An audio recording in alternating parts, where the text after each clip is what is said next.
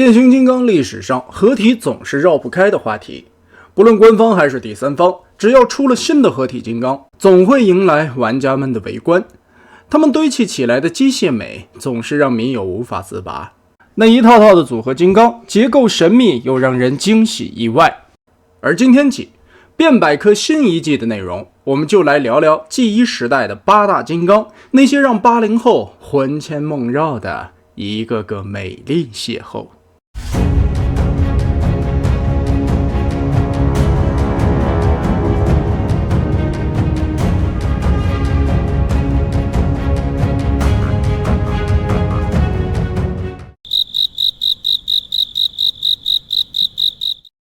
不知在座各位童年第一个偶像是谁？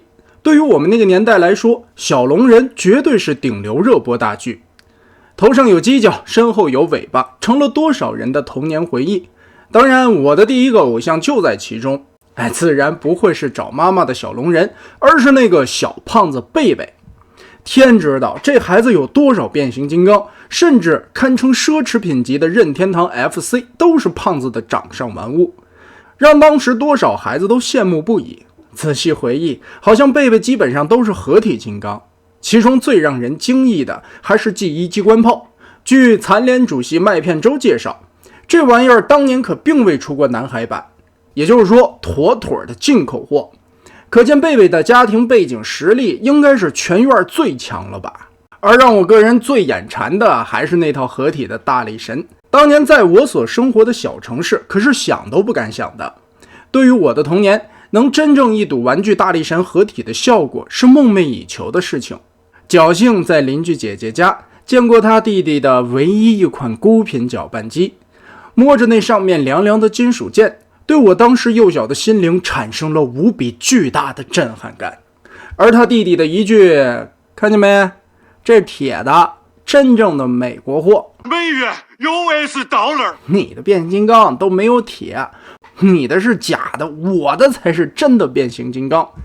一句句戳肺管子的连番轰炸，彻底震碎了我对于自己玩具的好感度。而被气哭之后，被姐姐软软的抱住，暖暖的安慰，那一刻我似乎打开了新世界的大门。玩具小孩子才在意的东西。对，这个故事告诉我们，男人的成长只需要一个瞬间。当然，这个话题再扯就要打码了。我们聊回玩具本身，很多人不屑于如今第三方玩具的加铁设计概念。殊不知，在那个年代，大部分国产老弟会省略合金零件为全塑料。大多数时候，只有正版的变形金刚才会出现合金零件。所以在我们那时候的记忆中，有合金就是高端，就是厉害，就是牛批，就是小伙伴们间炫耀的资本。所以80年代过来的老玩家多多少少都有点合金情怀，以至于延续至今，第三方在生产过程中加入的合金件，有时候不光只是为了坚固和配重，更多的是那份老玩家默默抚摸的情怀感吧。明白。姐姐和我的故事放在一边，弟弟和搅拌机的嘲讽也放在一边。就算光聊大力神本身，也是80年代孩子们很难释怀的情节。挖地虎部队一个个组合起来的时候，那场面一次次让电视机前小小的身影沸腾，也一次次让心中的正义感爆棚。幼小的心灵中从来只有非黑即白，正义永远会战胜邪恶。而长大后我才发现，原来大力神的原始设定可是一群好人。现在我想做一个好人。早在1983年，那时代还没有变形金刚的概念，塔卡拉的戴亚克隆系列中发布了一套名叫建筑工程队的合体机器人。红黄搭配的队员配置让主色彩基调正义满满。他们游走于工地之间，执行建设任务。在瓦鲁达军团出现后，他们或变形或合体，与之展开了艰苦卓绝的战斗。没错，他们的对手正是瓦鲁达军团所开发的虫类特制机甲机器昆虫。这个设定是不是很棒？是不是很有画面感？但在孩之宝收编为变形金刚之后，建筑工程队被设定成反派，和他们的老对手机器昆虫竟然被划分在同一阵营。感叹世事无常，造化弄人。就像大学我去了北京，暑假回来发现邻居姐姐早已搬家，人去楼空，甚至没留下个联系方式。哼，说好了等大学毕业就嫁给我的承诺，也如远去的尘烟，消散在那一声声蝉鸣之中。自此，建筑工程队正式更名挖地虎，合体也名为大力神，戴上了反派的面具，开启了延续至今的作恶历程。他们毁掉水晶城，毁掉了沉默寡言的大力金刚的一生。他们铸造威震天，铸造了横跨银河的一代枭雄。他们攻破汽车人城，他们奏响叛徒篡位的乐章。他们无恶不作，他们身为反派，便要贯彻邪恶的一意孤行。你若不让我做个好人，我便彻底的坏给你看。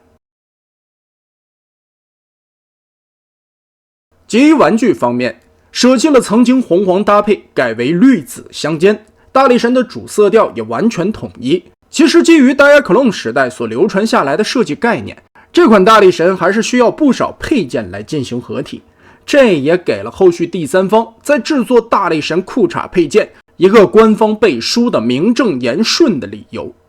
但毕竟是开启了变形金刚合体角色的第一人，我们有理由为80年代早期的设计所释怀。创造性的合体晚点，孩之宝推广向全世界后，让孩子们的想象力再一次升华。不知有多少小伙伴和我一样，在路边看到工程车辆，便靠想象去丈量现实中大力神的身高。只可惜G1的玩具和动画造型依旧出入非常大。那个年代孩之宝的变形金刚能赢下百变雄狮，这种偷换概念的动画艺术再加工创造，起到了很大的决定性作用。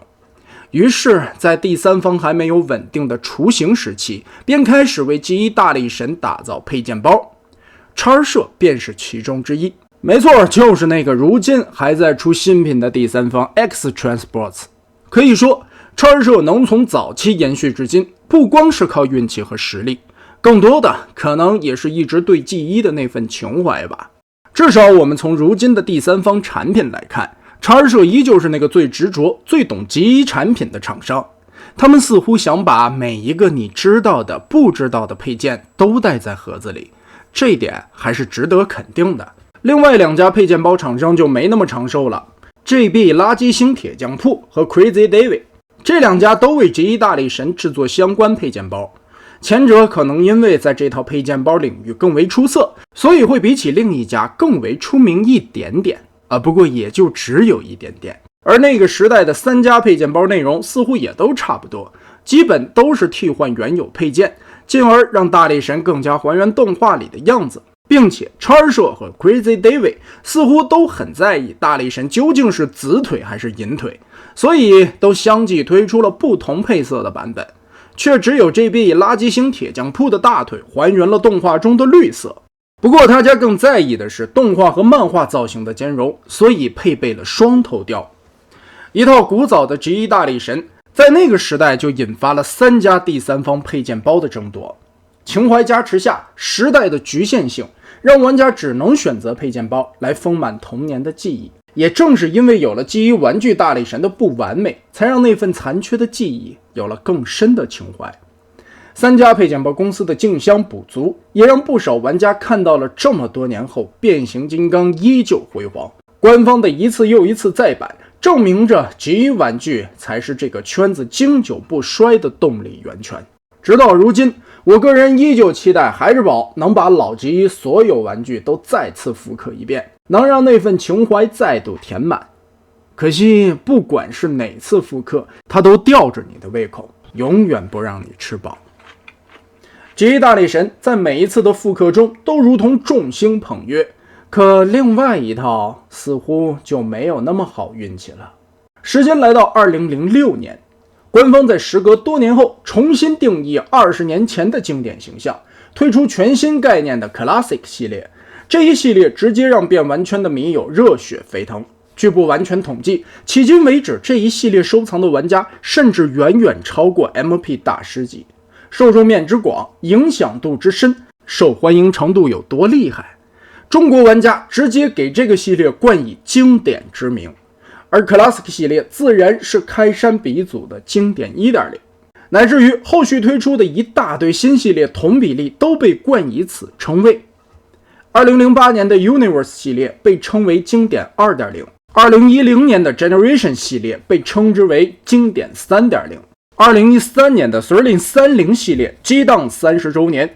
虽说国内因为附带漫画书，俗称 IDW 系列，但它还有个另外的名号，是被称之为精神续作的经典 4.0。 再然后就没有然后了。合体战争、泰坦归来、天元之力、围城地出、王国 SS、 遗产传世、进化世代精选，不管他们是不是都归类为了官方的 G 系列，不管官方让系列名称再怎么出类拔萃，经典2个字在迷友的口口相传中再也没有出现。在玩家眼中，他们就如同行尸走肉，华丽的外表再怎么包装，也找不回丢失的灵魂。在玩家心目中也无法延续那个时代的辉煌，在玩家记忆中，如今再也没有能配得上经典2个字的产品。而玩家之所以如此命名，可能换作诚意2个字就好解释多了。恐怕这就是时代的眼泪吧。